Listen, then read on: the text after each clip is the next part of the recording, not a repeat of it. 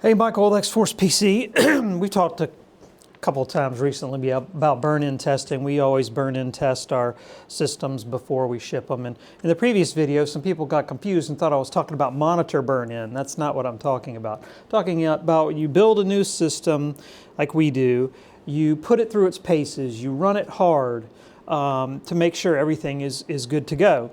And this is one of those cases where we're doing burn-in. And as I mentioned before, some companies, they forget that you run the burn-in, but then you also pay attention during the burn-in. So simply completing the burn-in test isn't sufficient. That's one part of the puzzle, of course. You've got to complete the burn-in process.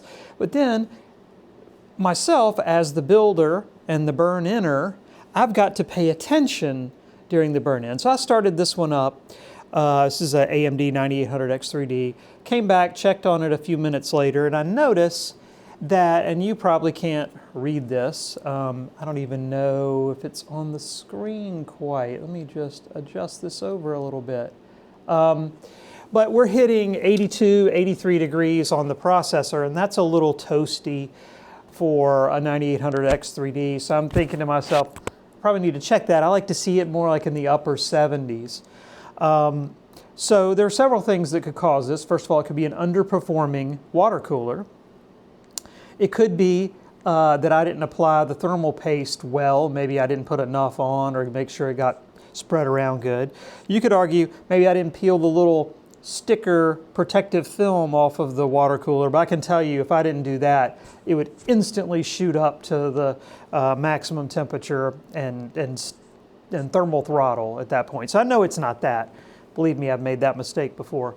So, and then another thing could be maybe I don't have my fan curve set right in the BIOS. What I usually do is set the fans to slowly ramp up, and then once this particular chip hits 80 degrees, then the fans go to 100%. And I'm talking about the ones on the water cooler. So the other thing you have to do is listen during burn-in. I caught a bad graphics card the last video we did. Well, in this case, I'm listening to the fans in the water cooler, which are right here, and they're really not as loud as I would expect. Again, they should go to 100% when this chip hits 80 degrees, and they're only, I mean, I'd guess 30%, 40%. So I'm gonna do the easy thing first. Instead of tearing apart the computer, I'm just gonna go in the BIOS and check my fan settings. And I did this a few minutes ago, and that's how I discovered this, but I'm going to show you what I did. And by the way, I do own a license of IDA64. I know it's running the demo version, but I do own the license of IDA64 Engineer. So we're going to go in the BIOS, we're going to check our fan settings.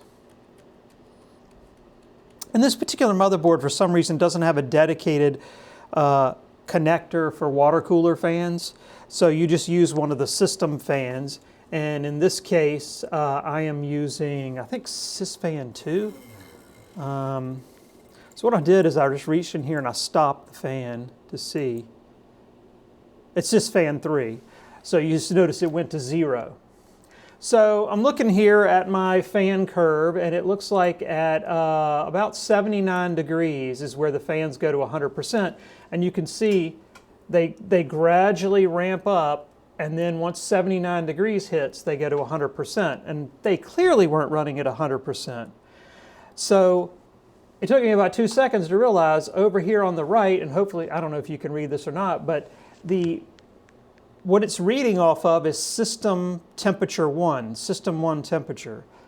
Well, that's not correct. I should have set it to CPU. So now I change this to CPU, and now when the CPU hits 79 degrees, it will speed the fans up, whereas before it was queuing off of system 1. So, mistake on my part, but this is why we do burn-in, and this is how we catch little minor errors that, you know, nobody's perfect. Nobody is perfect. And I try to be, but I'm not. And this is how we fix those things. I'm going to save this profile, and I'm going to get out of the BIOS. So, pretty simple fix, but if I was not paying attention, I wasn't listening to the fans. I wasn't looking at the temperatures and knowing, hey, those temps are a little high, those fan speeds are a little low. It would have just gone out like that. And you know, this particular issue, it probably would have been fine. Nothing bad would have happened, but it wouldn't have been running optimally. And now it's going to be running optimally because I paid attention.